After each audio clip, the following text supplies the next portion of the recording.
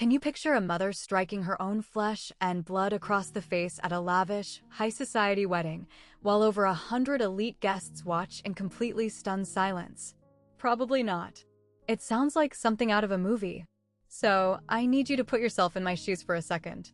Imagine you are standing at your sister's wildly extravagant wedding reception. 200 guests are staring at you. We're talking judges, high-powered lawyers, the absolute upper crust of Boston's elite. And right there on the stage, your own mother hands you a thick stack of legal documents, demanding you sign over your $2 million penthouse as a surprise wedding gift to your sister. You look her in the eye and say no. In response, her palm connects with your cheek so violently that your earring rips off and goes skittering across the polished marble floor. That wasn't a movie. That was my actual life. March 15th, 2024. They all fully expected me to break down crying. They expected me to apologize, to cave in, and to surrender my boundaries just like I always had growing up. But instead, I calmly bent down, picked up my jewelry, turned my back on the entire ballroom, and made a single phone call. Exactly 1 hour later, a woman walked through the doors of that reception hall. When my mother saw who it was, she literally started screaming. Why? Because the person she had spent years telling everyone was senile and out of her mind had just walked in the door, flanked by a high-powered attorney and carrying bulletproof evidence of every dark secret my mother had been hiding.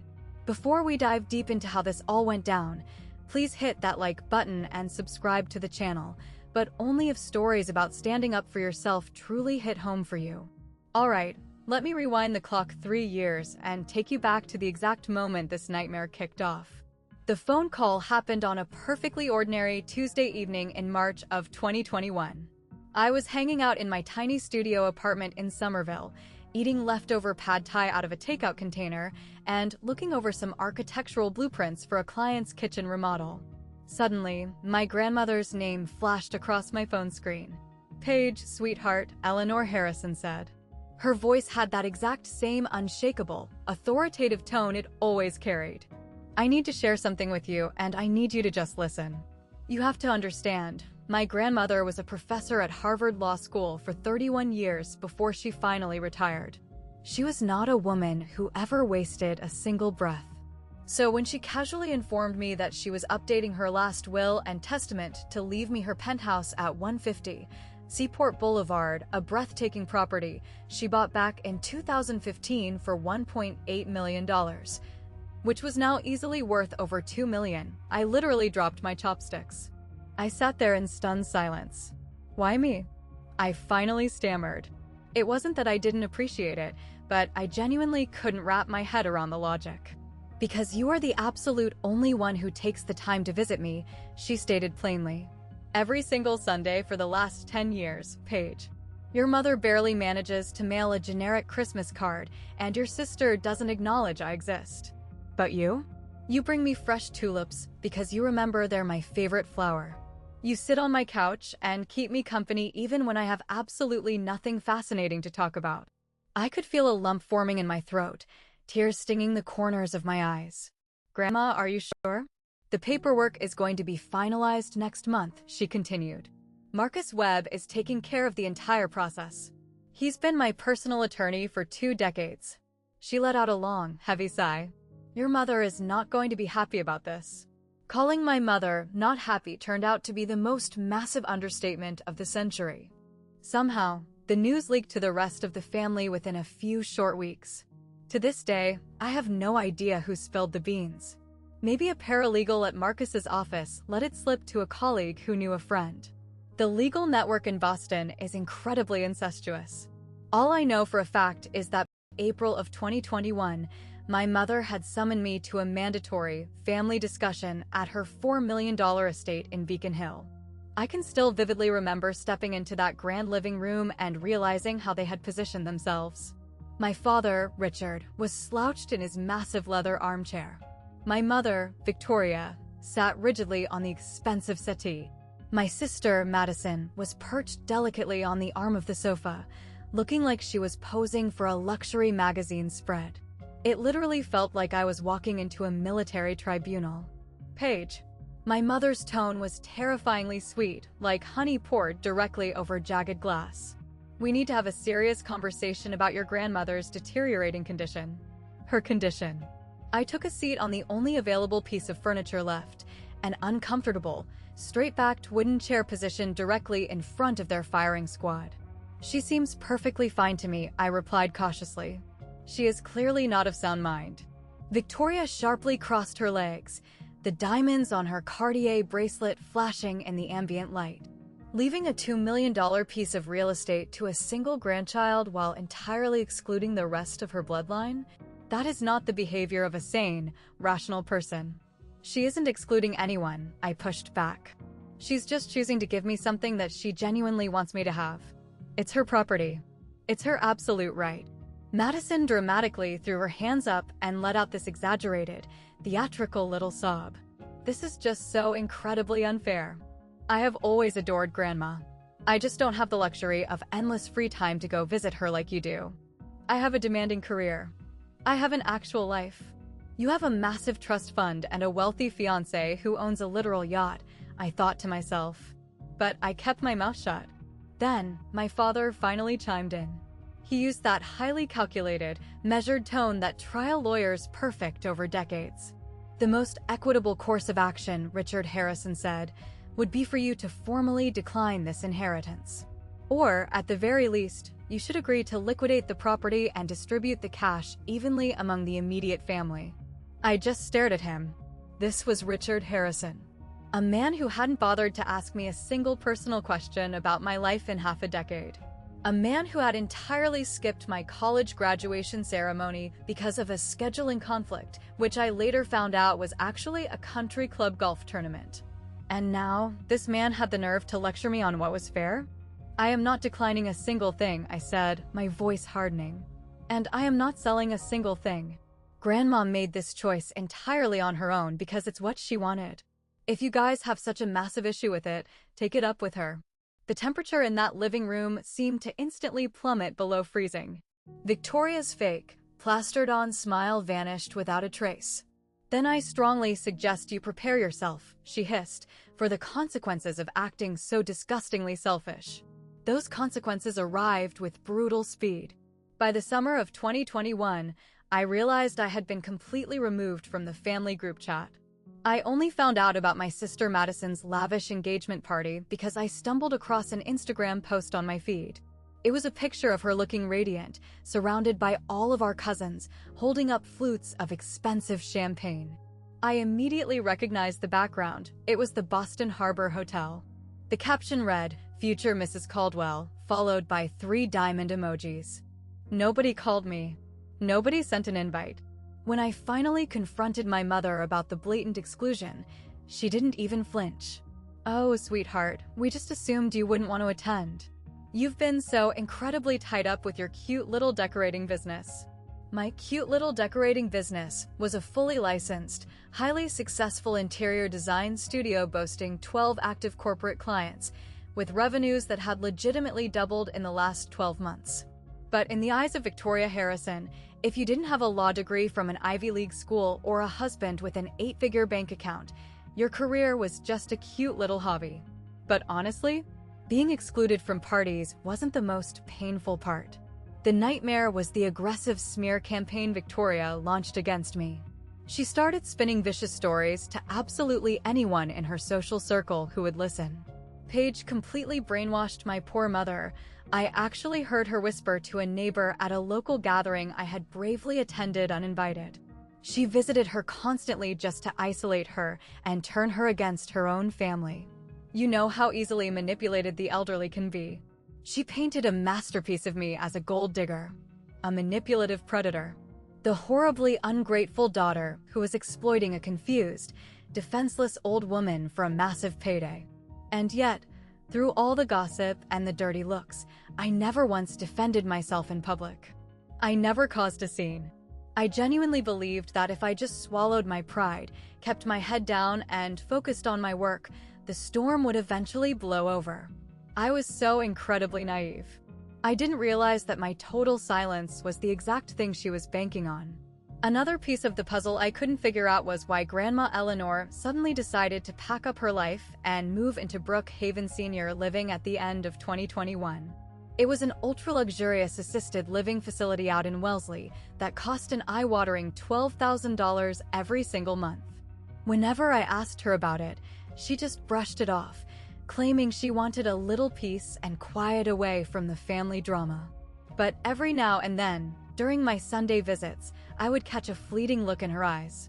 It was a dark flicker of something that looked remarkably like genuine fear. "Grandma," I gently asked her one afternoon, "did something happen behind the scenes between you and Mom?"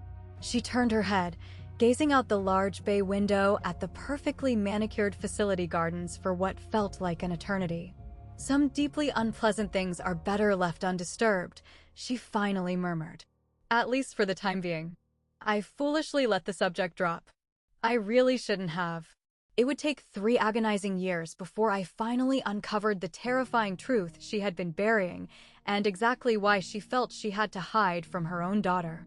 Fast forward to December 2023. Exactly 3 months before the wedding that would blow my family apart. I was working late in my design studio on a Friday afternoon, meticulously going over a stack of expensive fabric swatches for a massive townhouse project in Brooklyn when the Daily Mail was dropped off. Buried underneath a pile of standard invoices and glossy catalogs was a heavy, incredibly thick cream-colored envelope. My name was scrawled across the front in calligraphy so wildly intricate that I almost couldn't read it. I sliced it open. It was an invitation to Madison's wedding. March 15, 2024. The Fairmont Copley Plaza. Strict black tie. I stood frozen, staring at the cardstock for a solid minute. For 2 entire years, I had been treated like a walking corpse by these people. No Thanksgiving dinners, no Christmas mornings, no casual text messages to see if I was even alive. And suddenly, out of nowhere, I was invited to the wedding of the decade. Later that exact same evening, my phone vibrated on my desk. It was my mother. "Paige, my darling." Victoria's voice dripped with an artificial warmth I hadn't heard since before the Penthouse drama began. "Did you happen to receive Madison's beautiful invitation today?" "I did," I replied cautiously. "Oh, wonderful. You know, Paige, this wedding is going to be such a profoundly beautiful opportunity for our family to finally heal. To put the past behind us." She let the silence hang for a calculated second. "To prove to all of Boston that the Harrisons are an incredibly united front."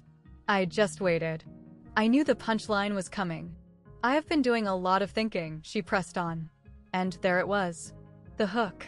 This upcoming celebration would be the absolute perfect occasion to revisit our little discussion regarding the Seaport penthouse.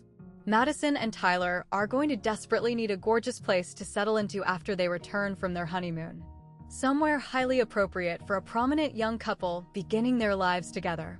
I pressed my fingers to my temples and closed my eyes. Of course! The gorgeous calligraphy invitation wasn't an olive branch. It was just fresh bait on an old trap. "Mom, the penthouse belongs to me. Grandma legally left it to me. Nothing about that situation has changed." "But nothing has to change, sweetheart," she countered instantly.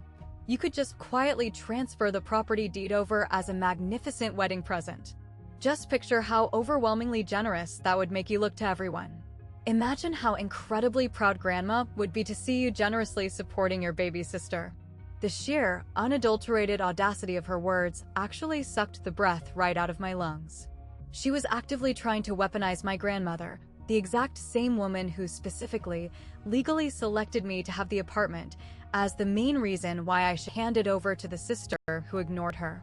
"I am not signing away my property, Mom." The artificial sweetness vanished in a millisecond.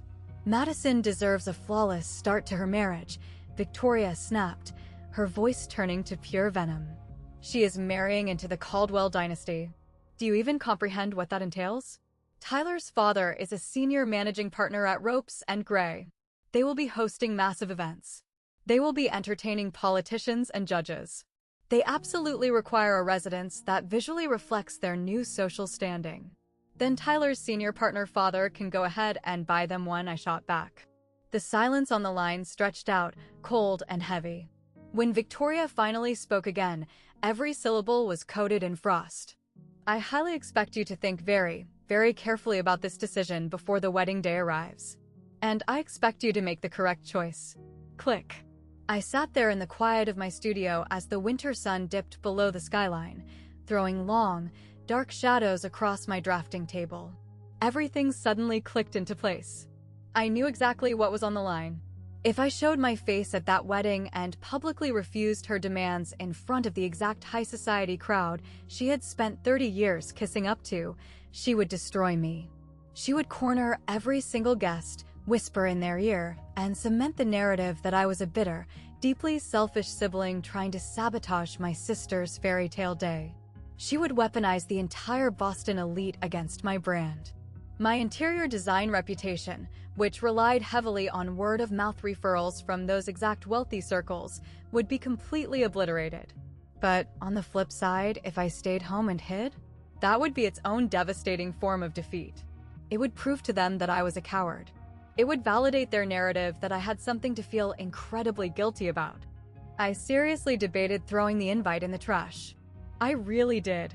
But a tiny, stubborn fire deep in my gut refused to let me back down. I hadn't committed a crime. I had humbly accepted a loving gift from a grandmother who cherished me.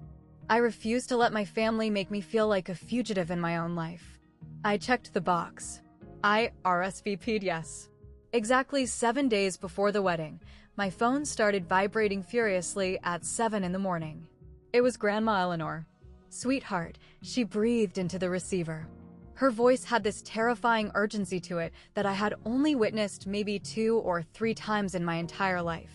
I need you to open your ears and listen to me very carefully. I'm here, Grandma. I'm listening. If anything suspicious goes down at that reception and my gut tells me something absolutely will, I want you to call Marcus Webb the very second it happens. The direct line is 617-555-0142. Can you please write that down right now? I scrambled across my desk and grabbed a Sharpie. Grandma, what are you even talking about? What exactly is going to happen? Your mother genuinely believes I have no idea what she's been cooking up behind the scenes. She conveniently forgets that I was practicing complex litigation before she was even a thought in my mind. Eleanor's voice didn't shake, but I could hear the absolute iron resolve vibrating beneath her words. I have prepared for this, Paige. Marcus is holding onto a very specific set of documents. If you need them, they are locked, loaded, and ready to go. Documents? What kind of documents? Just promise me you will remember that phone number. She took a shaky breath. And please remember that I love you so much. No matter how ugly this gets, I love you. She ended the call before I could drag another detail out of her. I dutifully saved Marcus Webb's direct contact into my phone, completely oblivious as to why my hands were suddenly trembling. I wouldn't fully comprehend the magnitude of that warning until I pushed open the massive double doors of the Fairmont Copley Plaza and walked straight into the nightmare waiting for me. March 15th, 2024, 5 p.m. The Fairmont Copley Plaza towered over Copley Square, looking like a grand, imposing monument to generational wealth and untouchable privilege. I had driven past its gorgeous facade a million times growing up, but walking through those opulent gilded doors as a guest and as a targeted Harrison felt radically different. It felt like I was stepping onto an active minefield. The main ballroom was genuinely jaw-dropping. Thousands of pristine white orchids cascaded beautifully from towering crystal chandeliers. A sophisticated 12-piece jazz band was playing a smooth Gershwin tune over in the corner. Impeccably dressed waiters in sharp black ties glided across the floor, effortlessly balancing silver trays loaded with expensive champagne flutes and gourmet canapes. Every single square inch of the room screamed unimaginable expense, flawless taste, and Victoria Harrison's obsessive need for control. 127 guests. I knew the exact number because I had anxiously counted the chairs during the cocktail hour. The room was packed with federal judges, neurosurgeons, investment bankers, and heirs to old Boston money whose last names literally decorated hospital wings across the state. This was my mother's meticulously curated audience, her chosen jury. I was wearing a simple, elegant navy blue gown. I had agonized in front of my mirror for 3 hours trying to pick an outfit. I knew that if I wore something too flashy, they'd accuse me of aggressively flaunting my stolen penthouse money. But if I dressed down, I'd be accused of intentionally trying to embarrass the family aesthetic. Ultimately, I just picked a dress that made me feel protected. My dad, Richard, cornered me near this ridiculous, massive swan ice sculpture about 10 minutes into the reception. "Paige," he muttered, giving me a stiff nod. His eyes darted nervously around the room, completely avoiding eye contact, like I was a controversial piece of art he was trying not to get caught looking at. "Glad you decided to show up." "Glad to be here, Dad." We stood there in the most suffocating, painful silence imaginable. After 32 years on this earth, my own father and I had absolutely zero things to say to one another. Moments later, Madison floated over in a massive cloud of expensive white tulle and thousands of Swarovski crystals. Her cathedral-length veil trailed behind her, looking exactly like the flawless fairy tale she was convinced she was entitled to. She leaned in and gave me one of those bizarre, stiff hugs where your arms circle each other, but your bodies never actually touch. "Paige, I can't believe you actually came." Her smile was blinding. Perfect porcelain veneers, flawless airbrushed makeup, an absolute masterclass in performance art. "Of course I did. You're my sister." She pulled back slowly, and I watched the mask slip. Her expression morphed into something highly calculating and cold. "So, did you bring the paperwork with you?" I blinked, playing dumb. "What paperwork?" "Mom explicitly told me you were bringing the property transfer documents to sign today." Madison's tone was bubbly and light, but her eyes were boring a hole through my skull. "For the Seaport condo? Our big wedding gift." So, this was the grand illusion. They had literally sat in a room together and convinced themselves that I would just magically comply. The beautiful invitation, the fake olive branch phone call, the pretend family reconciliation, it was all just psychological warfare to get me to this exact moment. "Madison, listen to me. There are no transfer documents." "Wait, what are you talking about?" "I mean exactly what I said. The penthouse belongs to me. It is not a wedding gift, and it is not open for negotiation." Her camera-ready smile twitched and died. "But Mom promised." "I don't care what Mom promised you behind closed doors." I kept my voice low, but absolutely rock solid.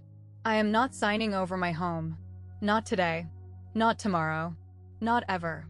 Madison's jaw locked. In that specific lighting, she looked like a clone of Victoria, the exact same terrifying flash of barely suppressed rage. "You know, Tyler and I were already planning our interior layout to move in right after we get back from the honeymoon. We literally already called the realtor to cancel the lease on the condo in Back Bay. We told everyone in our circle we were moving into the Seaport. You told everyone about a multi-million-dollar apartment that does not belong to you." "It should belong to us," she hissed, her voice creeping up an octave. "You don't even have a use for it. You live in that pathetic little box in Somerville. You don't host dinner parties. You don't have important people to impress. What is the actual point of you hoarding a $2 million property?" "The point?" I thought to myself. What was the point of me having anything beautiful, anything valuable, anything that proved I existed and mattered just as much as she did? I had spent my entire childhood being treated like the backup daughter. "The point," I replied coldly, "is that Grandma Eleanor specifically wanted me to have it. And her legal wishes matter infinitely more than your imaginary real estate portfolio." Madison glared at me with pure venom. Then she stepped uncomfortably close, her incredibly strong floral bridal perfume flooding my senses. "Mom is going to handle you," she whispered darkly. "And when she does, do not dare say I didn't warn you." She dramatically spun around and stormed off toward her swarm of bridesmaids, leaving me standing completely alone next to a slowly melting ice swan. I desperately needed a drink, so I started making my way toward the open bar. But before I could even order a gin and tonic, a woman in a perfectly tailored cream Chanel suit stepped directly into my path, physically blocking me. I instantly recognized her. It was Patricia Holloway, one of my mother's notoriously gossipy tennis partners and the wife of a highly influential federal judge. "You must be Paige, am I right?" Patricia's smile was entirely devoid of warmth. "Victoria has mentioned you." "I'm sure she has." I heard through the grapevine that you've been so generously holding onto some real estate assets for your poor grandmother, Patricia continued, sipping her champagne. That is so incredibly responsible of you to shoulder that burden. Will you be finalizing the sale soon so the estate can be managed? And boom, there it was. The toxic little fairy tale Victoria had been feeding the Boston elite. She had completely rewritten reality. I wasn't the rightful heir. I was just the temporary, unpaid caretaker of family assets that would eventually be stripped away and given to the real daughter. Actually, I said, looking Patricia dead in the eyes, I am the owner. And I live there. Patricia's perfectly plucked eyebrows shot up to her hairline. Oh, I was under the impression, well, never mind what I thought. She awkwardly cleared her throat and scurried away, instantly melting back into the crowd of silk and judgment. Standing there in the center of the room, the terrifying reality of the situation washed over me. Victoria had spent years meticulously preparing this exact battlefield. Every single country club lunch, every charity gala conversation, every strategically dropped comment over the last 3 years, it was all psychological groundwork. And tonight, surrounded by her peers, she fully intended to execute the final blow. I just had no idea what her weapon of choice was going to be. Feeling like I was suffocating, I pushed through the glass doors and escaped onto the private balcony.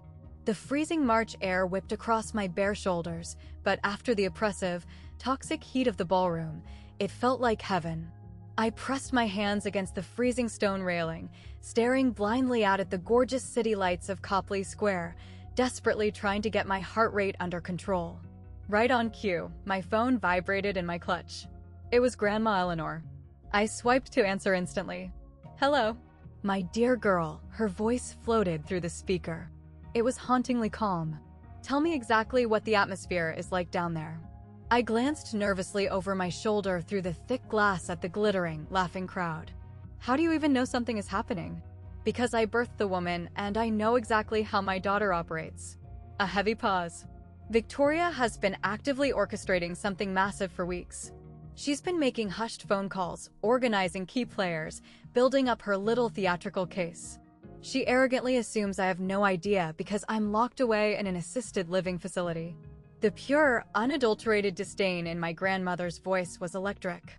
She conveniently forgets that I have powerful friends who actually respect me. I almost let out a laugh. Almost. Grandma, what exactly is she planning to do to me? I don't have the exact script, but I know it's going down tonight while she has her captive audience. That is the Victoria Harrison playbook. She desperately needs an audience. She feeds on public validation. Eleanor's tone suddenly softened, becoming incredibly tender. Paige, do you remember that specific phone number I gave you? Marcus Webb. Yes, it's saved in my contacts. If anything goes sideways tonight, and I mean anything, I want you to dial that number immediately. Marcus is sitting by his phone waiting. He has the entire payload ready to drop. I pressed my freezing back against the stone wall. Grandma, what is the payload? What are you keeping from me? The silence that stretched across the phone line felt incredibly heavy. 6 months ago, Eleanor finally said, her voice dropping to a near whisper, your college friend Daniel came to visit me at the facility. Daniel Reeves. We had been close friends since our freshman year dorms at Boston University. He was currently working as a hard-hitting investigative journalist for the Boston Globe. I remembered him vaguely mentioning a while back that he was digging into some sketchy local real estate transfers, but I never in a million years connected his work to my own flesh and blood. Daniel came to Brookhaven? Why? Because his investigation uncovered a massive anomaly. He found a very bizarre property transaction from the year 2020. A gorgeous summer home down in Cape Cod. A home that belonged exclusively to me. She paused. A home that I absolutely never sold. My breath caught in my throat. My lungs stopped working. What do you mean you never sold it? I mean precisely what I said, Paige. Your mother secretly sold my Cape Cod property for $875,000 in cash. She blatantly forged my signature on every single legal document. The entire Boston skyline seemed to tilt on its axis. I gripped the stone railing so hard my knuckles turned pure white. Grandma, no. That's impossible. I didn't want to believe it was real either. That is exactly why I quietly hired a private firm called Forensic Document Services right there in the city. They ran a microscopic analysis on the signatures. The mathematical probability of absolute forgery was 98.7%. 98.7%. That wasn't a clerical error. That wasn't a misunderstanding. That was an indisputable, calculated felony. Why on earth didn't you tell me? My voice cracked, sounding incredibly hoarse. Why didn't you call the authorities immediately? Because she is still my child. Eleanor's voice finally fractured, just for a millisecond, before she ruthlessly forced it back to neutral. Because as a mother, I naively hoped, I prayed, that there was some deeply buried, logical explanation for this. I don't understand. I kept hoping there was a reason that didn't make her a monster. But deep down, we both knew there wasn't. That is the real reason you packed up and fled to Brookhaven, I whispered, the horrifying realization crashing over me like a tidal wave. It wasn't because you wanted quiet. It was because you were trapped in a house with a criminal. You couldn't physically stand to be near her. I couldn't sleep with both eyes closed, Paige. And as a former lawyer, I knew I couldn't prove a single allegation without detonating the entire family. So, I strategically removed myself from the blast radius. I legally protected everything I could possibly protect, including your Seaport penthouse, and I simply sat back and waited. Waited for what? For Victoria's ego to make a fatal mistake. Eleanor's voice turned entirely to ice. Tonight is very likely going to be that mistake. If she attempts to corner you, if she exposes her true colors in front of her precious high society, Marcus has everything he needs to nuke her reputation from orbit. We have the certified forensic reports. We have the fraudulent transaction deeds. We even have irrefutable hospital records proving I was heavily sedated at Mass General recovering from a shattered hip on the exact day I supposedly walked into a notary's office to sign those papers. I squeezed my eyes shut, trying desperately to process the sheer weight of her words. My own mother hadn't just been emotionally abusing me for years. She had actively orchestrated a nearly $1 million fraud against her own elderly mother. And even worse, when Grandma changed her will to protect the remaining assets, Victoria had the sickening nerve to publicly gaslight everyone into believing Grandma was losing her mind. Paige, Eleanor's sharp tone snapped me out of my spiral.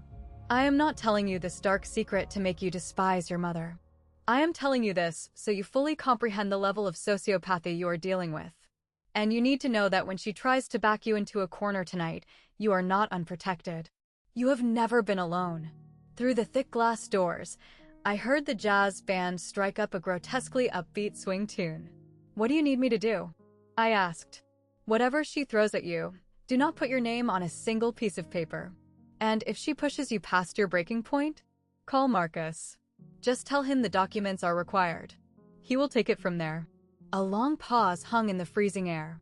When my grandmother finally spoke again, I could practically hear the fierce, predatory smile forming on her face. And Paige, if Marcus gives me the green light, I will be walking through those lobby doors within 60 minutes. I have been quietly waiting 3 brutal years for this exact moment. I wouldn't miss this showdown for the world. She hung up. I stood out there on that freezing balcony for what felt like an eternity, letting the icy wind numb my face.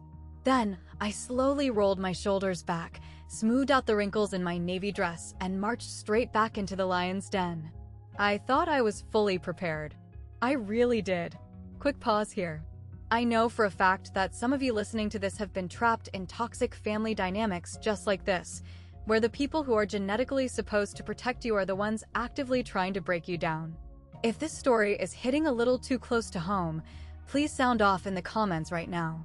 Looking back, should I have just grabbed my purse and sprinted out the front door? Or was I right to stand my ground and face the firing squad? Your insights mean the absolute world to me. Alright, let's get back into the chaos. 7:30 p.m. The wildly expensive filet mignon had been served and the plates cleared away. The agonizing round of wedding toasts had finally concluded. My dad, Richard, had mumbled his way through a painfully stiff, robotic speech about the importance of family legacy. Tyler's father, the hotshot lawyer, had practically given a corporate presentation on the glorious merger of their two elite bloodlines. Even Madison's sorority sister maid of honor told a heavily censored college story that got a few polite chuckles from the crowd. I was safely tucked away at table 14, shoved away in the back corner of the sprawling ballroom next to the kitchen doors. I was seated with a random assortment of incredibly distant cousins and awkward family acquaintances who clearly had no idea how to talk to me. Honestly, it was perfect. I just wanted to melt into the wallpaper. But Victoria Harrison was never going to let that happen. The piercing clink-clink-clink of a silver spoon tapping violently against a crystal champagne flute sliced through the low hum of the ballroom chatter. My mother stood directly in the center of the sprawling head table. She had a microphone gripped tightly in one hand and her champagne in the other. Her smile was utterly blinding. Her designer Valentino gown caught the light from the chandeliers, making her look like a literal queen holding court. "If I could kindly have everyone's attention for just a brief moment," she announced. Her voice echoed off the high ceilings. "I would love to take a brief second for something incredibly special. A deeply cherished Harrison family tradition that my beautiful daughter Madison has asked me to facilitate tonight." I felt a terrifying, icy prickle of pure dread shoot directly up my spinal cord. As many of you lovely people in this room know, Victoria continued smoothly, the Harrison family fundamentally believes in taking care of our own. We endlessly support one another. We gladly make selfless sacrifices for each other. Her terrifying gaze swept across the massive room, locking onto me for a fraction of a second before moving on to her wealthy peers. And tonight, in the pure spirit of that unconditional family love, I would like to invite my eldest daughter, Paige, to join me right up here on the stage. 127 pairs of highly judgmental eyes instantly swiveled away from the head table and locked directly onto table 14. I literally stopped breathing. My feet felt like they were cemented to the floor. "Paige, sweetheart," Victoria crooned into the microphone. It was a masterclass in psychological manipulation. To the guests, she sounded like a loving, encouraging mother. To me, it was a direct threat. "Come on up here, honey. Don't be so terribly shy on your sister's big day." What actual choice did I have? If I sat there and adamantly refused to move, I instantly became the villain. I would be permanently labeled as the bitter, jealous spinster sister who threw a pathetic tantrum and ruined Madison's flawless aesthetic. I slowly pushed my chair back and stood up. My legs felt like they were made of heavy lead as I navigated the winding maze of circular tables. I could hear the hushed whispers. I could feel the intense, burning stares as I walked up the short stairs to the raised platform where the monster in the Valentino gown was waiting. There she is. Victoria instantly threw a heavy arm aggressively around my shoulders. To the clueless audience, it looked like a sweet maternal embrace. To me, it felt like being put in a chokehold. "Now, everyone," Victoria addressed the crowd, her voice echoing perfectly. "Our beloved Paige has been incredibly gracious, holding on to something very, very precious for the family. Our sweet mother, who couldn't be here with us tonight, left her absolutely breathtaking penthouse apartment over in the Seaport District. It holds a market value of over $2.1 million. Quite the hefty inheritance for a single girl." A low wave of impressed murmurs washed over the wealthy crowd. Out of the corner of my eye, I saw Patricia Holloway nodding knowingly, absolutely eating up the false narrative. "Paige has been keeping this magnificent property completely safe," Victoria pushed on, tightening her claw-like grip on my shoulder.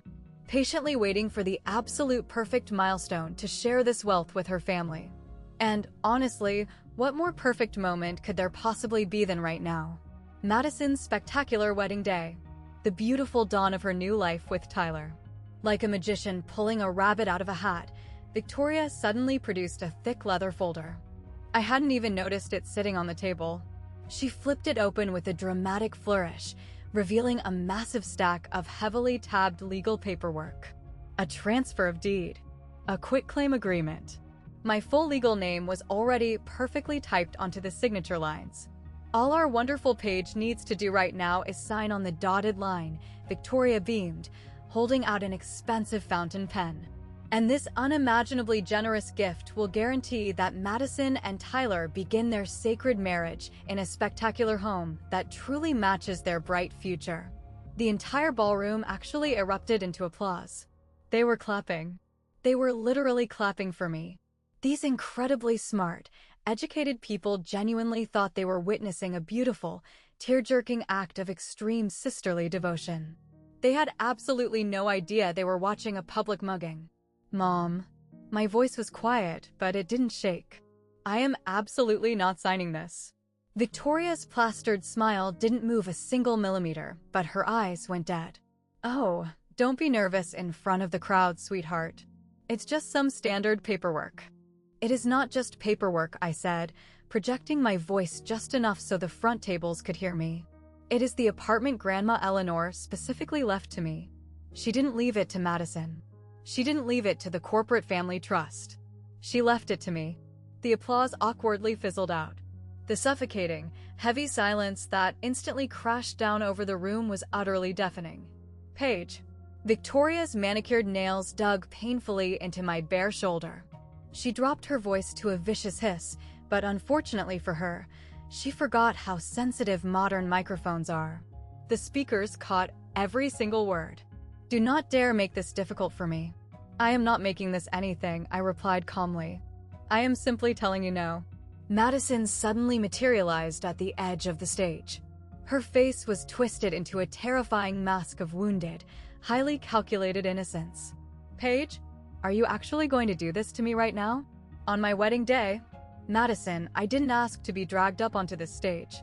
I never asked to be put on public display like a circus animal. You guys fully orchestrated this ambush without my consent because you thought public pressure would break me. We did it because we knew you would be a selfish brat. Madison practically spat the words, her facade completely shattering. We knew you would greedily choose that stupid apartment over your own flesh and blood. That apartment isn't stupid when you're the one begging to live in it, I shot back without missing a beat. Down in the audience, Tyler's incredibly wealthy father let out a loud, highly uncomfortable cough.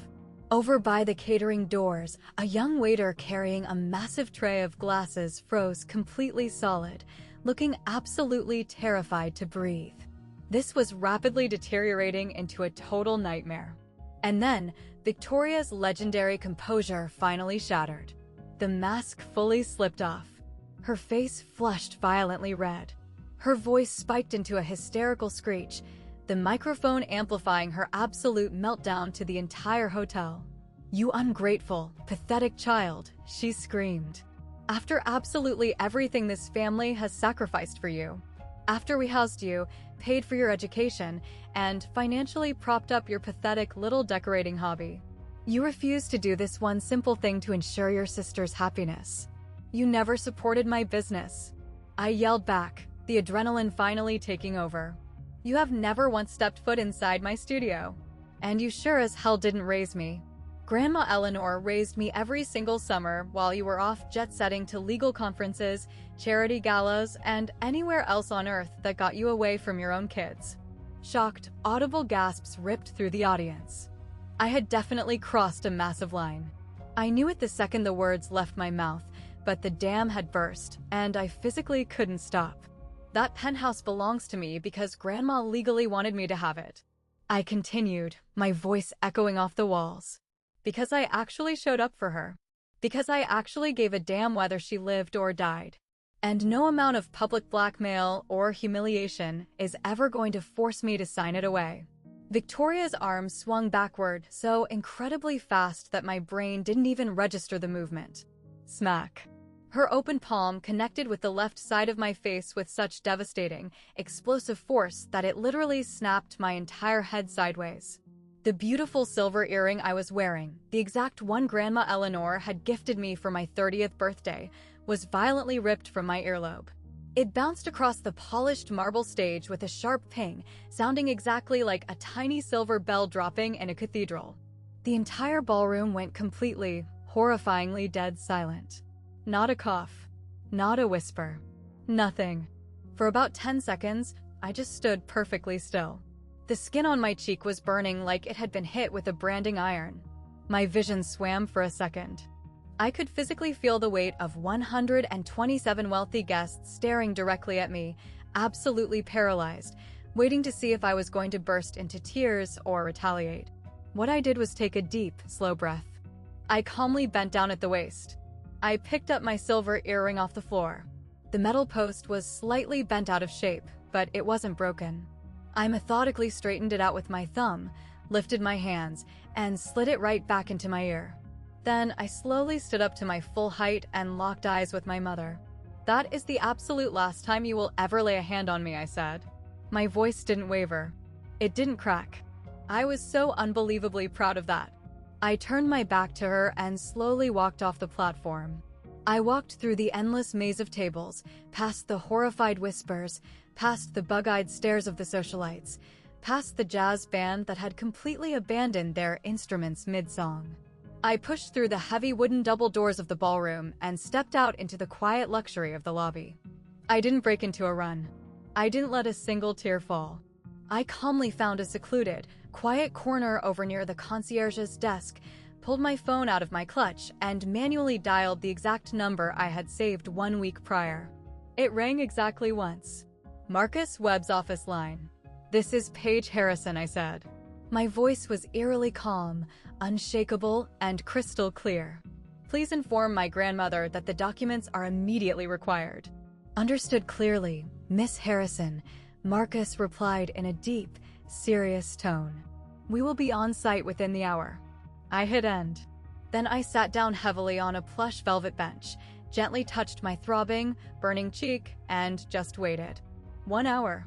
That was all the time I needed to kill. 1 hour until my family's entire fake empire was burned to the ground. 8:45 p.m. I was still sitting frozen on that velvet bench when the heavy brass revolving doors of the Fairmont Copley Plaza finally spun open, and my grandmother stepped inside. Eleanor Harrison was 78 years old.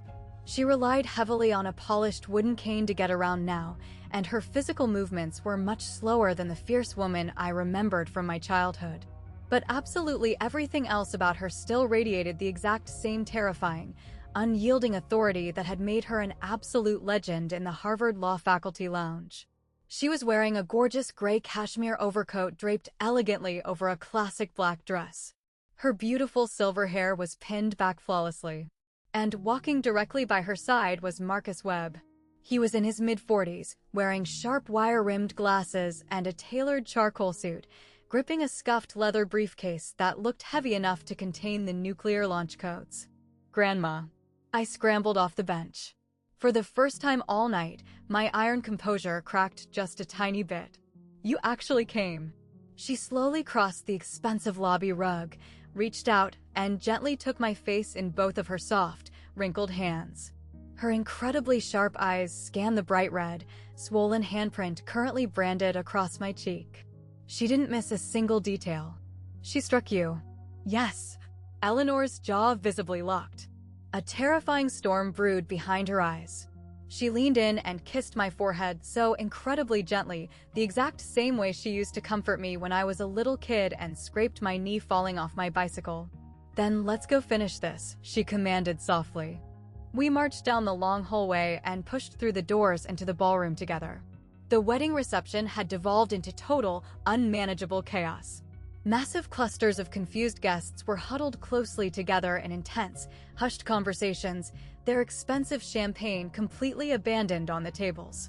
Madison was fully sobbing now, actual, genuine tears this time, while her brand new husband Tyler and his deeply mortified parents hovered awkwardly around her, looking like they wanted to sink through the floor.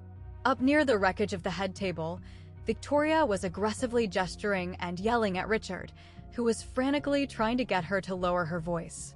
Nobody even noticed we had entered at first. Then an older woman near the back tables let out a loud gasp. Then another person pointed. And then, finally, Victoria snapped her head around and saw her own elderly mother slowly marching across the marble floor directly toward her. "Mom?" The single word came out of Victoria's throat sounding completely strangled. All the color instantly drained from her face, leaving her looking like a terrified ghost. "What are you? How are you?" "I am simply here to attend my beloved granddaughter's wedding reception," Eleanor announced. Her incredibly commanding voice easily carried across the vast, suddenly dead quiet room. I obviously wasn't extended an invitation, but I unilaterally decided to make an appearance anyway. I certainly hope the beautiful bride doesn't mind. Madison, with black mascara heavily streaking down her perfectly airbrushed face, could only stare in mute horror. What on earth is the meaning of this? Victoria's voice spiked violently. What are you doing crashing this event? I am actively doing what I should have done 3 long years ago. Eleanor stopped walking. She planted her cane about 10 feet away from her daughter, perfectly positioned so that every single elite guest in the room could hear her crystal clear. I am telling the absolute truth. She dramatically turned her back on Victoria and faced the massive crowd. 127 highly educated professionals. Many of them were seasoned lawyers, federal judges, and corporate executives who understood exactly the legal magnitude of what was about to go down. "My name is Eleanor Harrison," she declared. "I served as a professor of constitutional law at Harvard University for 31 years. I am entirely of sound mind, and I am standing here tonight to publicly confirm that the Seaport Penthouse at 150 Boulevard, the exact same property my daughter just publicly humiliated and assaulted my granddaughter over, was legally bequeathed to Paige Harrison in my finalized will, dated June 14, 2019. That document is legally binding, completely valid, and wholly enforceable. There are 0 other legitimate claims to that property." Right on cue, Marcus Webb unsnapped the heavy brass latches of his leather briefcase and pulled out a thick document. This is a legally certified, notarized copy of Mrs. Harrison's last will and testament, officially filed on record with the Suffolk County Probate Court, Marcus announced, his voice booming like he was addressing a jury.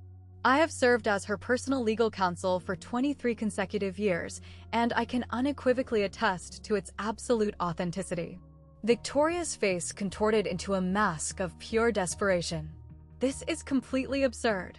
Mother, you are severely confused. Your dementia is acting up. You have absolutely no idea what you are saying right now." "Oh, I understand the situation perfectly." Eleanor's tone dropped to sub-zero temperatures. "What you fail to understand, Victoria, is that I have been silently watching your every move for 3 solid years. I have been watching." She gave a tiny, almost imperceptible nod to Marcus. The lawyer reached back into the briefcase and pulled out a second, thicker stack of paperwork. These documents represent the official transaction records for a massive piece of real estate located in Cape Cod, Marcus stated. A property that was legally deeded exclusively in Mrs. Harrison's name until September 12, 2020, at which point it was suddenly sold for $875,000 in cash. The entire ballroom practically stopped breathing. I could literally hear the sound of the decorative ice cubes melting in the abandoned silver champagne buckets. "I did not authorize the sale of that property," Eleanor continued, her voice slicing through the tension like a razor. "Furthermore, it was physically impossible for me to have executed that sale. On the exact date those transfer documents were supposedly signed by me, I was heavily medicated and confined to a bed at Massachusetts General Hospital recovering from a severely fractured hip. I signed absolutely nothing. I legally authorized absolutely nothing." Victoria's jaw dropped open, but her vocal cords completely failed her. She just stood there gasping like a fish pulled out of water. Marcus then produced the kill shot. A third, highly official-looking document bound in a blue legal cover.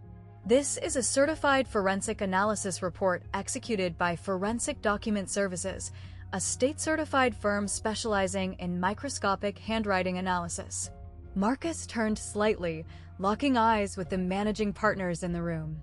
They aggressively analyzed the signature on the Cape Cod real estate deed against several decades of authentic samples of Mrs. Harrison's handwriting. Their official, legally binding conclusion? The signature on the deed is wildly inconsistent with Mrs. Harrison's authentic hand.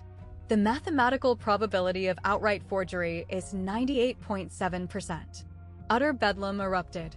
A massive wave of shocked murmurs, gasps, and horrified whispers violently ripped through the ballroom. I watched Tyler's father, the managing partner at Ropes and Gray, exchange a deeply terrified, wide-eyed look with another senior attorney standing near the open bar. You are a liar. Victoria shrieked, her voice cracking horribly. This entire thing is a fabricated stunt. You are fully senile, Mother. You are out of your mind. I am perfectly sharp enough to hire the best forensic experts in the state. Eleanor fired back effortlessly. I am sharp enough to meticulously preserve the chain of evidence. And I am certainly sharp enough to have securely forwarded this entire dossier directly to the Suffolk County District Attorney's Office last Thursday. Every single drop of blood instantly vanished from Victoria's face. She looked like she was going to vomit. You didn't. Blatant forgery and real estate fraud, Victoria. That carries a penalty of up to 5 years in a state penitentiary under Massachusetts criminal law. Eleanor's voice suddenly grew incredibly soft, almost gentle. It was the exact tone she used to dismantle arrogant first-year law students. I genuinely did not want to believe that my own flesh and blood could be capable of this. I purposely gave you 3 long years to break down, confess, and make things right. But instead of seeking redemption, you spent those 3 years ruthlessly slandering your own daughter. You called her a malicious manipulator. You branded me a senile old fool. You actively tried to steal her rightful inheritance the exact same way you illegally stole my summer home. In a total panic, Victoria spun around to face her husband. Richard, do something. Say something to stop this madness. Richard Harrison, the man who had stood silently by during every single toxic family moment of my entire life, simply took a slow step backward, physically distancing himself from his wife. I had no idea, he stammered. His voice was completely hollow, devoid of any emotion. I swear I didn't know anything about the Cape Cod house. Your signature is literally right next to mine on the transfer deed. Victoria shrieked at the top of her lungs, completely losing her mind. You were standing right there. I just signed whatever the hell you put in front of me. Richard yelled back, his polished facade cracking. I didn't know the damn thing was a forgery. The entire ballroom of elites watched in horrifying, absolute fascination as 35 years of an untouchable, high society marriage completely violently disintegrated on stage in real time. Madison finally broke the silence.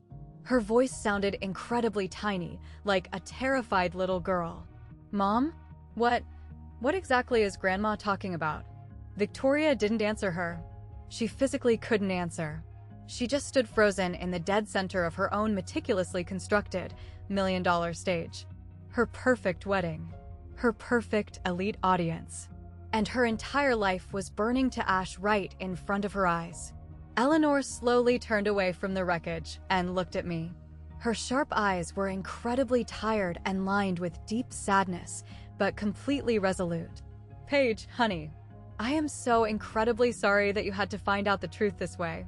And I am so sorry that I waited this long to protect you. It's okay, Grandma. I gently reached out and took her frail hand in mine. I fully understand why. She squeezed my fingers tightly. Then, she slowly turned her head and looked back at Victoria one final time. You completely lost me as a mother the very day I discovered exactly what you had done. Tonight, the rest of the world just finally got to see the truth. She took a deep breath. I truly hope that someday you find the moral courage to take accountability for your actions. But trust me, I won't be holding my breath. With that, she turned around and began the slow walk toward the exit. I linked my arm through hers and walked right beside her.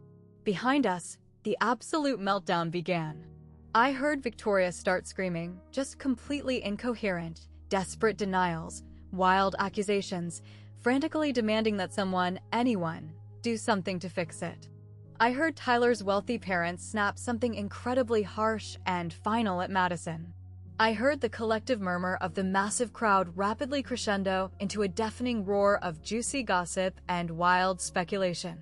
But I didn't turn my head to look back. Not even for a second. I just need to take a quick pause here for a second. Let me be totally honest with you.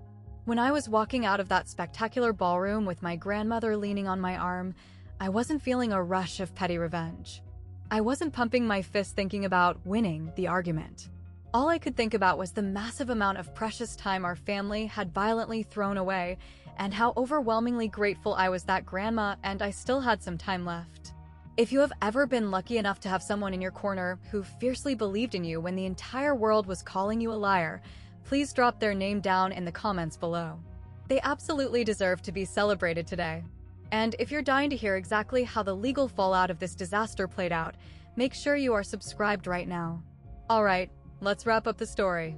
We had just barely crossed the threshold into the Grand Hotel lobby when Tyler came sprinting out after us. I heard the rapid, panicked clicking of his expensive Italian dress shoes slapping against the marble floor before I actually saw him. I spun around, fully expecting him to be furious, maybe throw some legal threats my way. But what I actually saw in his eyes was pure, desperate calculation. "Mrs. Harrison," Tyler Caldwell barked, completely ignoring my existence and addressing my grandmother directly. "Please wait. I truly believe we need to step into a private room and discuss this like adults.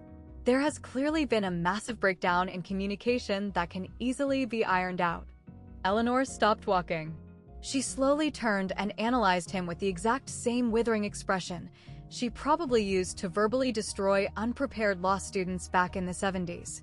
"There are zero misunderstandings here, Mr. Caldwell. But surely, this entire Cape Cod situation..." Tyler stammered, frantically waving his hands. "I mean, prominent families have financial disputes all the time.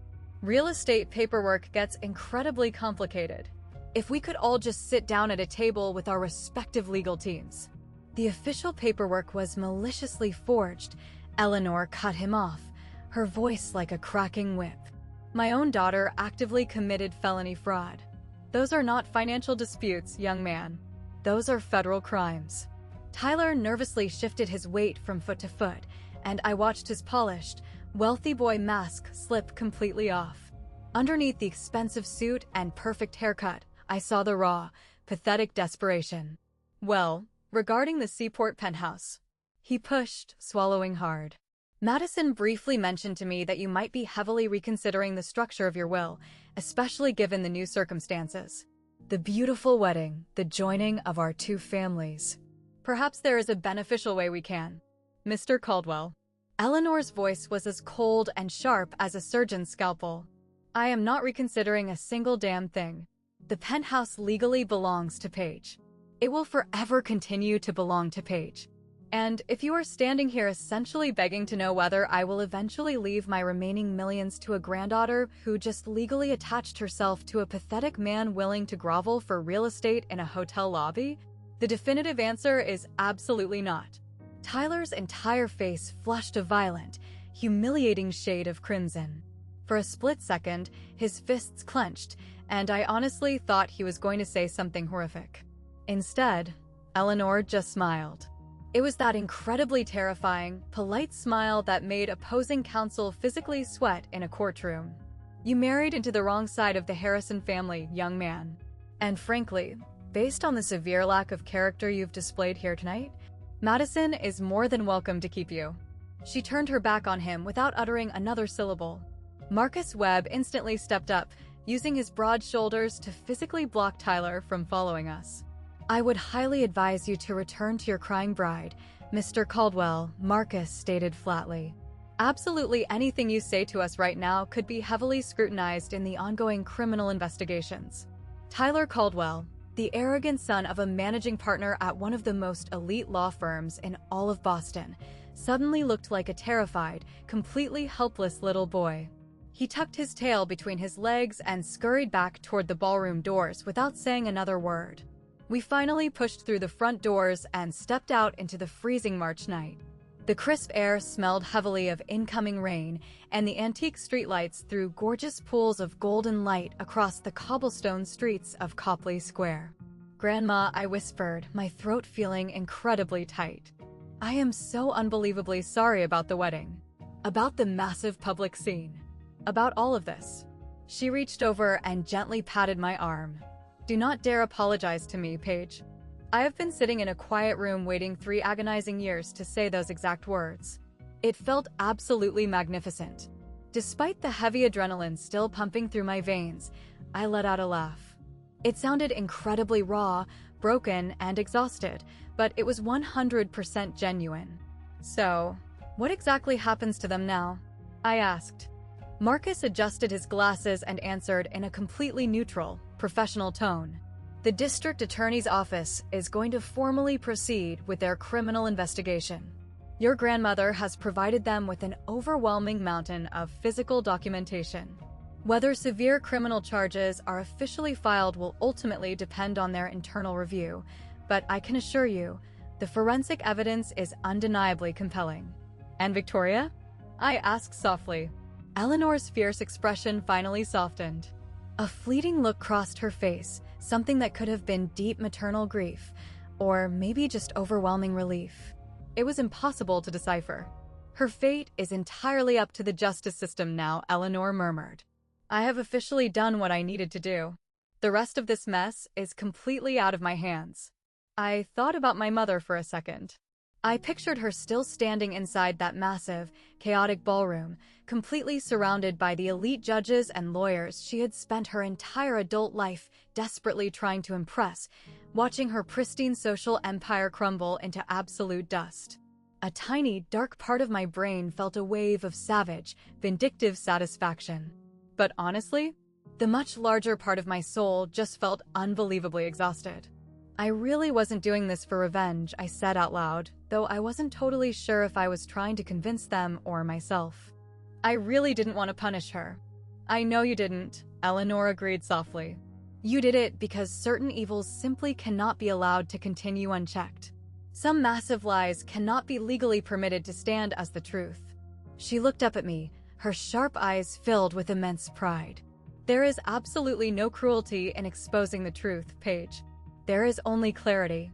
A sleek black town car smoothly pulled up to the curb. Marcus had preemptively arranged for a private driver while we were still inside the hotel. I should really get your grandmother back to Brookhaven to rest, Marcus said, opening the heavy rear door. It has been an incredibly taxing evening. Eleanor waved him off with a dismissive flick of her wrist. Oh, hush, Marcus. I am not a fragile piece of glass. But yes, I am quite tired. She turned back to me, her eyes twinkling. I expect you to come visit me tomorrow afternoon. We have an awful lot to catch up on, and I want to hear exactly how your design business is actually going. The real, messy version. Not the highly polished version you always feed me to stop me from worrying. I promise. I'll be there. She pulled me into a deep, crushing hug. It was a fiercely real, authentic embrace, the complete, polar opposite of the toxic, performative trap Victoria had thrown around my neck on that stage. I held onto her frail shoulders for much longer than I probably needed to. I love you so much, my sweet, brave girl, she whispered into my hair. I love you too, Grandma. I stood back and watched as Marcus gently helped her into the back seat of the town car. The heavy door slammed shut, and I watched the glowing red taillights slowly pull away, disappearing into the dark, rainy Boston night. I stood there totally alone on the wet sidewalk for a long, quiet minute.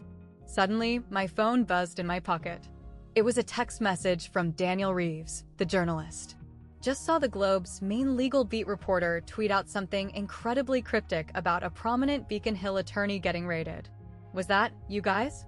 I smiled, typing back. I will explain literally everything later over drinks. Thank you for everything you did. Before I could lock my screen, another text popped up. This one was from an unsaved number. Paige, this is Jennifer Thompson from Becker Legal. We met briefly at the wedding tonight. I owe you a massive, profound apology. I foolishly believed malicious things about you that I never should have entertained. If you are ever interested in discussing a massive design contract for our firm's new corporate office, please give me a call. I just stared blankly at the glowing screen.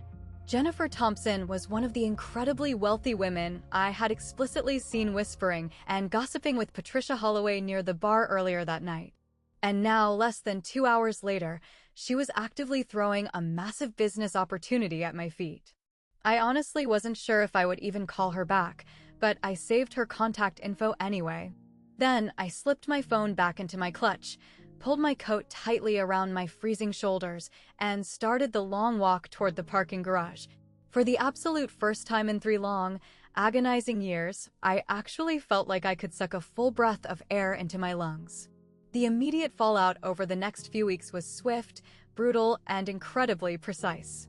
Exactly 2 weeks after the disastrous wedding, Victoria Harrison was formally dragged into the Suffolk County District Attorney's office for a heavily recorded interrogation regarding the fraudulent Cape Cod property sale. The grueling interview lasted for over 4 straight hours. According to what Marcus Webb privately relayed to me later, when she finally stumbled out of that building, she looked like she had aged an entire decade.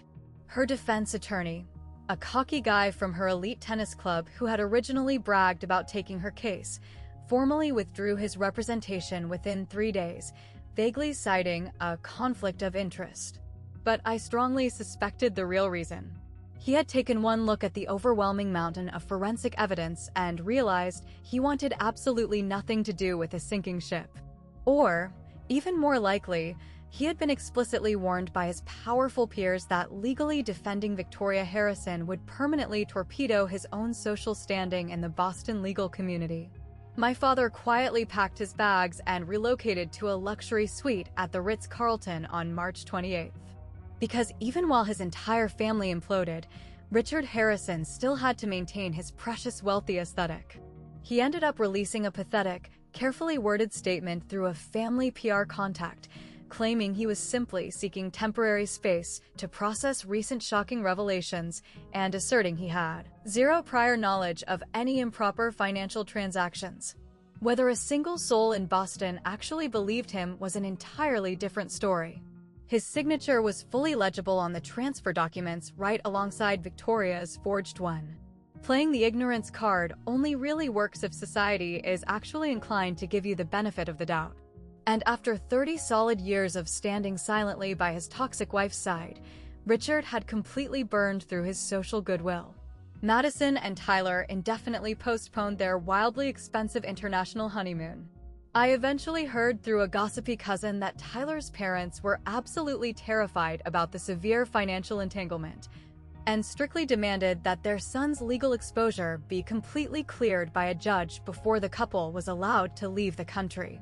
Unsurprisingly, their arrogant dream of moving into my $2 million penthouse was dead and buried. But honestly, the social consequences unfolded much more quietly, but with absolutely devastating, surgical precision. On the morning of April 3rd, Victoria received a cold, corporate email from Partners for Justice, the elite legal charity organization whose massive annual gala she had aggressively co-chaired for 17 years. The subject line simply read, "Your invitation status has been formally updated." The body of the email was brief, sterile, and ruthless. Due to unforeseen circumstances requiring immediate legal resolution, her continued involvement in the upcoming charity gala was placed under strict review pending further legal developments. Translation? She was officially blacklisted. Furthermore, the Boston Bar Association officially opened a massive ethics inquiry after 2 prominent attorneys who had witnessed the wedding meltdown filed formal complaints against her. The complaints didn't even allege anything she had directly done to them. They simply alleged severe conduct unbecoming of a sworn officer of the court. The investigation remains completely active to this day. Then, on April 10th, the final nail in the coffin arrived. A tiny, incredibly damning blurb appeared in the Boston Globe's highly read legal beat column, penned by a reporter who sat right next to Daniel in the newsroom. Boston area attorney currently under heavy investigation for alleged document forgery and fraud stemming from a 2020 real estate transaction. The Suffolk County DA's office has officially confirmed the investigation is hyperactive, but declined to comment on specific details. The accused attorney, whose identity has not yet been publicly released, is reportedly deeply connected to a highly prominent Boston legal dynasty. No names were printed. But in a social circle as painfully insular and gossipy as Boston's legal elite, absolutely no names were required. Every single person in the city knew exactly who it was within 3 hours. I received 11 different text messages that week from random relatives and acquaintances I hadn't spoken to in over a decade. Some of them offered genuine apologies. Some offered hollow expressions of support. A few were incredibly obvious, transparent attempts to fish for juicy legal gossip, which I immediately deleted and ignored. The only message that actually mattered came from Jennifer Thompson over at Becker Legal. She followed up her hasty wedding night text with a highly formal, incredibly vulnerable email. The subject line was, "Sincere apologies and a professional inquiry." Paige, I want to begin this by apologizing to you properly. At the wedding reception, I made horrible assumptions based strictly on toxic lies Victoria had fed me over the years. Watching what actually transpired that night, watching how you handled yourself with such immense grace and dignity under completely impossible, abusive circumstances, made me feel deeply ashamed of my own gullibility. I absolutely do not expect your forgiveness, but I would like to offer you something concrete. Our firm is currently gutting and renovating our entire executive conference floor. We are desperately looking for a lead interior designer who deeply understands professionalism, absolute discretion, and impeccable taste. If you are at all interested, I would love to grab a coffee and discuss the project. Please let me know either way. And once again, I am so incredibly sorry. Jennifer. I sat at my computer staring at that email for 3 straight days before I finally hit reply. A massive, stubborn part of my brain wanted to instantly reject it, to completely refuse anything that had ties to Victoria's toxic social circle. But a healthier part of my brain recognized that Jennifer Thompson wasn't Victoria. She was just a bystander who had been manipulated and lied to, who had naively believed those lies, and who was now actively, genuinely trying to make financial amends. I took the meeting. The project was incredibly massive. It was a complete, floor-to-ceiling redesign of 2 sprawling executive conference rooms and a massive corporate reception area for a mid-sized, highly respected law firm. The total budget was $82,000. The timeline was 3 months. It was, without a doubt, the single largest corporate contract my studio had ever landed. By the end of May, I had received 2 additional, highly lucrative project inquiries from other wealthy attorneys who had been sitting in the audience at the wedding. Word was spreading like wildfire, not just about Victoria's spectacular, criminal downfall, but about the incredible quality of my work. The exact same snobby people who had confidently dismissed me as the pathetic Harrison daughter with a cute decorating hobby were suddenly dying to hire the fiercely independent Harrison daughter who had stood her ground against a titan. I definitely didn't trust all of them right away. I vetted every single potential client incredibly carefully. I asked very pointed, direct questions during consultations about exactly how they had heard about my studio, and I firmly turned down one massive project from a guy who seemed a little too eager to pump me for inside information about Victoria's impending criminal trial. But slowly, meticulously, carefully, I began to fully rebuild, not just my corporate business, but my deeply fractured sense of who I actually was. The strangest legal development happened in early May. I received a certified, registered letter from a prominent real estate attorney out in Cape Cod.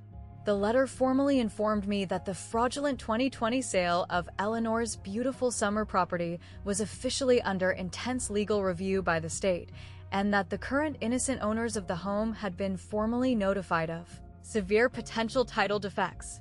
Marcus Webb called and explained exactly what this nightmare meant for my mother. If a judge officially voided the original sale due to felony fraud, the innocent buyers would very likely have massive, crushing legal claims against Victoria personally for the entire $875,000 purchase price. The massive property itself could potentially completely revert back to Eleanor's legal estate. It's a wildly complicated legal mess, Marcus told me over the phone, and realistically, it could take several years to fully untangle in the courts. But the wheels of justice are officially turning. Victoria Harrison, a woman who had ruthlessly spent every waking second of her life hoarding social status, hoarding stolen property, and hoarding fake social capital, was now being forced to watch it all violently slip through her fingers. I won't sit here and pretend to you that I didn't feel a deep, dark sliver of satisfaction watching it happen. But mostly, I just felt something much closer to genuine peace. True justice wasn't about extracting bloody revenge. True justice was simply about forcing the world to finally look at what was real. June 2024. Exactly 3 months after the wedding that changed my life. I am currently sitting in a plush chair out on the private balcony of my seaport penthouse, quietly watching the sun slowly set over the gorgeous Boston Harbor. The sprawling sky is streaked with vibrant shades of glowing orange and deep pink, and the calm water reflects it all back like a million scattered, glittering jewels. It is the exact kind of quiet, breathtaking evening my grandmother has always deeply loved. Massive skies, silent moments, a crisp glass of expensive wine, and absolutely nowhere else on earth to be. She's actually sitting right here next to me. In fact, Grandma Eleanor comes over every single Sunday without fail. I drive out to Wellesley, pick her up from Brookhaven in the morning, and we spend the entire day exploring the city together. Sometimes we casually wander through the Museum of Fine Arts for hours. Other times, we just sit right here on this balcony, sip wine, and talk about everything under the sun. Today, we've been heavily discussing my father. He actually called my cell phone, I tell her, swirling the pale wine in my glass. Yesterday afternoon.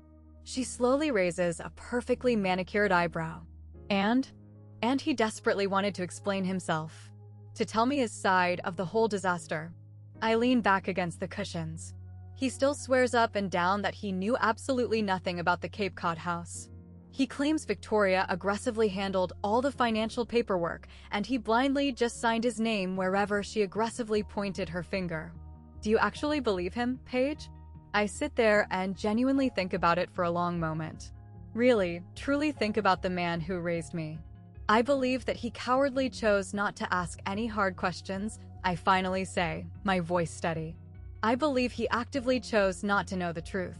Just like I believe he's been actively choosing not to know the ugly truth about a lot of incredibly toxic things for the last 35 years. Eleanor nods slowly, a look of sad understanding in her eyes. And what exactly did you tell him? I told him that I needed space. That I was nowhere near ready to sit down and see him yet.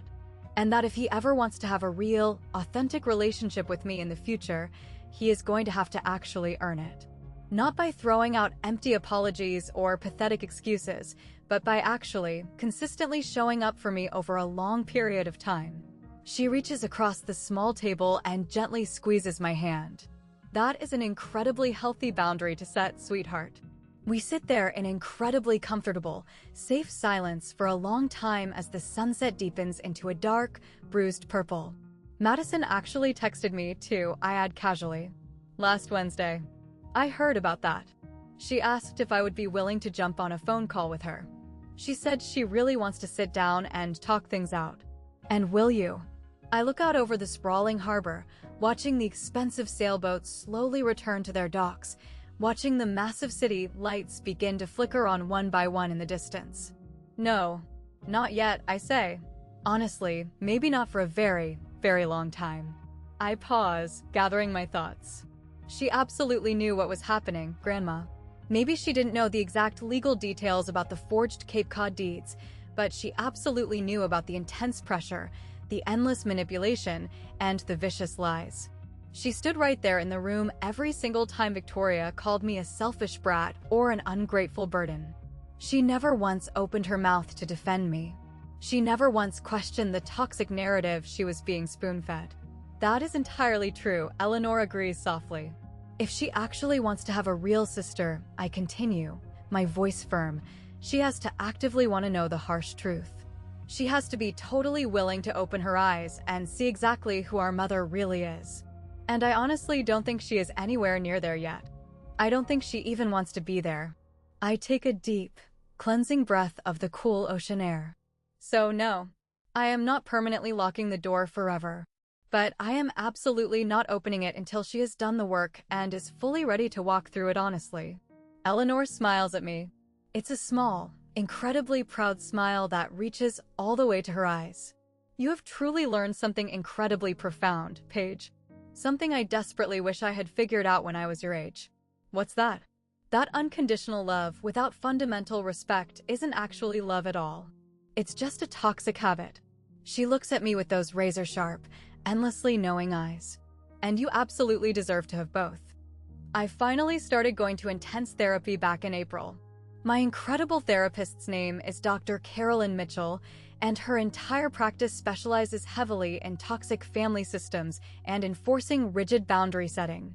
Every single Tuesday afternoon at exactly 4 p.m., I sit on her comfortable couch over in Cambridge and verbally unpack decades of trauma that I spent 32 years desperately avoiding. It is incredibly hard work. Some weeks, I leave her office feeling physically and emotionally exhausted. But it is, without a doubt, the single most important, life-saving thing I have ever done for my own sanity. And there's actually something else, too. His name is Ben. He's a brilliant, incredibly kind architect that I randomly bumped into at a crowded downtown design conference in May. He has the warmest eyes, a laughably terrible sense of geographical direction, and absolutely no clue who the elite Harrisons of Beacon Hill are. He genuinely just likes me for me. He likes my crazy design work, he loves my loud laugh, and he finds my weird habit of talking to my houseplants endearing. It's a very new relationship. We are taking things incredibly slow. But it is the absolute first time in my entire life that I have let a man into my heart without having a panic attack about what he might think of my chaotic, toxic family. My grandmother finally finishes the last sip of her expensive wine and gently sets the crystal glass down on the table. "You know," she murmurs, staring out at the water, "I've been doing a lot of deep thinking lately about what I actually want my final legacy to be." "You've already given me the greatest legacy in the world," I tell her, gesturing wildly at the sprawling, $2 million penthouse surrounding us. "I don't mean the real estate," she says, immediately shaking her head. "I mean the other thing. The thing that actually matters when you're gone." I sit quietly and wait. "I spent way too many decades just trying to keep the artificial peace," she confesses, her voice thick with regret. I stayed completely silent just to avoid the agonizing conflict. I passively let Victoria slowly mutate into the monster she became, simply because directly confronting her felt too emotionally painful. She turns and looks at me with an intensity that burns right through me. "I refuse to want that kind of life for you. I want you to fiercely speak the absolute truth, even when your voice shakes and it's incredibly hard. I want you to ruthlessly protect your own peace, even when toxic people try to convince you that you're being selfish. I want you to fundamentally understand that being a kind person does not mean you have to be a silent victim." I can instantly feel hot tears severely pricking the corners of my eyes. "I promise you, I will remember that." "Good." She briskly pats my hand, instantly breaking the heavy emotional tension. "Now, what on earth are we having for dinner?" All this intense, weepy emotion is making me absolutely ravenous. I let out a loud, genuine laugh, and the bright sound echoes out into the cool evening air, floating out over the city. This is my actual life now. A gorgeous, sprawling penthouse that is legally, safely mine. An incredibly fierce grandmother who loves me unconditionally. A wildly successful design business that is growing bigger every single day. Ironclad personal boundaries that cannot be broken. And a beautiful, peaceful future that I am actively building for myself with my own two hands, one single, deeply honest choice at a time. If you are sitting there watching this video right now, maybe you are trapped in a nightmare situation where your own toxic family fully expects you to constantly set yourself on fire just to keep them warm. Maybe you have been aggressively brainwashed into believing that setting basic personal limits makes you a horrible, selfish person. Maybe you are sitting there quietly wondering if you are actually allowed to demand better for yourself. Listen to me very carefully. You are. You are allowed. Being relentlessly kind and protective of your own soul is not the opposite of being kind to others. It is the absolute foundation of it. Thank you so incredibly much for staying with me until the very end of this journey.